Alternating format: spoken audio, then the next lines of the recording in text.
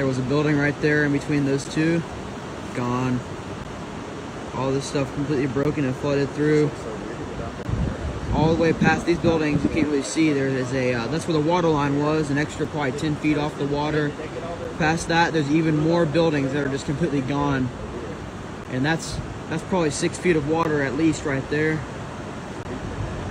Deeper than that, probably. What was there?